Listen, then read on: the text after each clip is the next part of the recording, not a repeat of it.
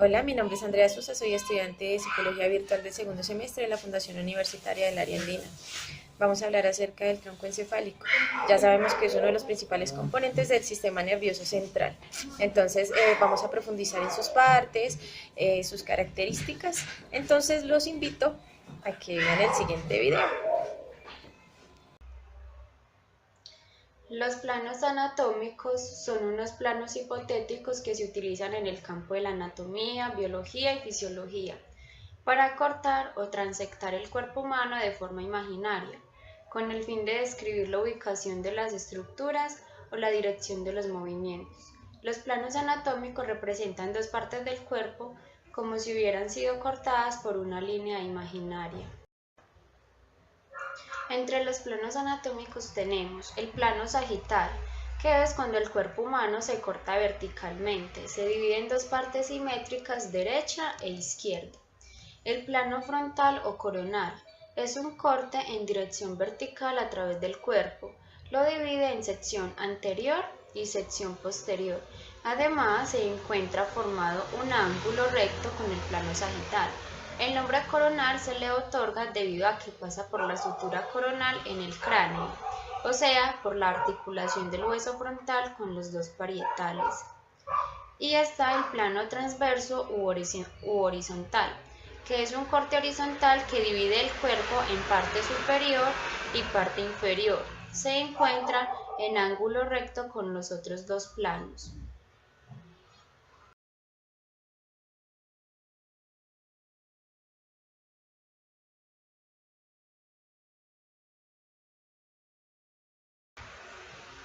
El sistema encargado de gobernar la función organizada de nuestros aparatos es el sistema nervioso, el cual capta los estímulos externos por medio de receptores, los traduce a impulsos eléctricos que conduce al sistema nervioso central a través de un sistema de conductores como los nervios.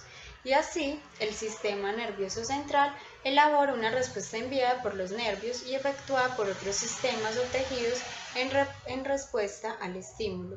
Anatómicamente, el sistema nervioso central está formado por el encéfalo y la médula espinal, ambos compuestos por varios millones de células especializadas llamadas neuronas, dispuestas ordenadamente y comunicadas entre sí y con los efectores por medio de prolongaciones denominadas axones y dendritas.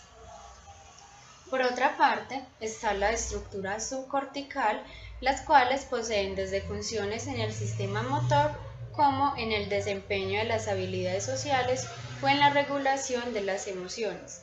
Entre ellas está la amígdala, ganglios basales, diencéfalo y el hipocampo. Por ahora nos vamos a centrar en este último. El hipocampo fue descubierto en el siglo XXI por el anatomista Julio César Arancio. Es una de las principales estructuras cerebrales que se puede encontrar tanto en humanos como en animales mamíferos. Este pequeño órgano, ubicado en el lóbulo temporal intermedio, una de las estructuras cerebrales superiores y con una forma que se asemeja a la de un caballito de mar. De ahí el origen etimológico de su nombre. Es una de las partes más importantes del sistema límbico y está implicado en funciones de las estructuras inferiores. El hipocampo constituye una región cerebral que se localiza en el extremo de la corteza. Específicamente trata de una zona donde el córtex, que se estrecha en una capa única de neuronas densamente empaquetadas. De este modo, el hipocampo es una pequeña región en forma de S que se encuentra en el borde inferior de la corteza cerebral y que comprende porciones ventrales y dorsales. Tradicionalmente, el sistema límbico se ha asociado a la regulación de las emociones, mientras que el hipocampo posee un papel fundamental en los procesos de memoria, especialmente a largo plazo, en la navegación espacial y en la inhibición de la conducta. Es de resaltar que el hipocampo es mundialmente reconocido como la estructura principal de la memoria. Este funciona mediante dos modos de actividad, cada uno de ellos con un patrón distinto de funcionamiento y con la participación de un grupo específico de neuronas. Estos dos modos de actividad son las ondas teta y los patrones mayores de actividad irregular LIA. Las ondas teta aparecen durante los estados de alerta y actividad, así como durante la fase REM del sueño. Durante este tiempo, es decir, cuando estamos despiertos o en fase del sueño REM, el hipocampo funciona mediante ondas largas e irregulares producidas por las neuronas piramidales y las células granulosas. Por su parte, la LIA aparece durante el sueño, excepto en la fase REM, y en los momentos de inmovilidad, por ejemplo, cuando comemos o descansamos. Asimismo, parece ser como las ondas lentas angulares son las que mayor relación guardan con los procesos de memoria. De este modo, los momentos de descanso serían claves para que el hipocampo pueda almacenar y retener la información en sus estructuras cerebrales. Como menciona anteriormente, este órgano subcortical cumple una función fundamental en los procesos de memoria, por lo que cualquier tipo de daño o lesión en él puede ocasionar un importante menoscabo en la memoria, sobre todo a la hora de generar nuevos recuerdos. Tal es el caso de la degeneración cerebral. Tanto el envejecimiento normal como patológico del cerebro parece estar estrechamente relacionado con el hipocampo. De este modo, los problemas de memoria relativos a la edad o la disminución de capacidades cognitivas que experimentan durante la vejez se relacionan con un decremento de la población neuronal del hipocampo. Esta relación se hace mucho más notoria en enfermedades neurodegenerativas, como el Alzheimer, en la que se observa una muerte masiva de neuronas de esta región cerebral, o también el estrés. El hipocampo contiene elevados niveles de receptores de los mineralocorticoides, por lo que esta región resulta muy vulnerable al estrés. Este puede afectar al hipocampo reduciendo la excitabilidad, inhibiendo la génesis y produciendo atrofias de algunas de sus neuronas. Estos factores explican los problemas cognitivos o los fallos de memoria que podemos experimentar cuando estamos estresados y se hacen especialmente notorios entre las personas que padecen un trastorno de estrés postraumático. Por otra parte, está la epilepsia, siendo el hipocampo el foco de los ataques que se generan en ella. La esclerosis del hipocampo es el tipo más comúnmente visible de daño tisular en la epilepsia del lóbulo temporal. No obstante, no está claro si la epilepsia se produce debido a anormalidades en el funcionamiento del hipocampo o si los ataques epilépticos producen anormalidades en el hipocampo. Entre las partes del tronco encefálico podemos apreciar el mesencéfalo, el puente de Valorio y el bulbo raquídeo. Bueno, yo les voy a hablar del mesencéfalo, que es la estructura del tronco encefálico situado en una posición más alta. Pues por tanto está más cerca a las estructuras situadas en la parte superior, como el tálamo y otras partes del tronco del encéfalo. Este interviene en funciones tan primitivas como la regulación del sueño, de la vigilia, como la temperatura corporal, y también juega un papel importante a la hora de la reacción visual, auditiva y de los reflejos. También pues controla ciertos movimientos corporales. Bueno, dentro de las partes del mesencéfalo encontramos dos. El tectum, que está situado en la región dorsal del mesencéfalo. En su estructura se incluyen los tubérculos cuadrigéminos superiores y los tubérculos cuadrigéminos inferiores.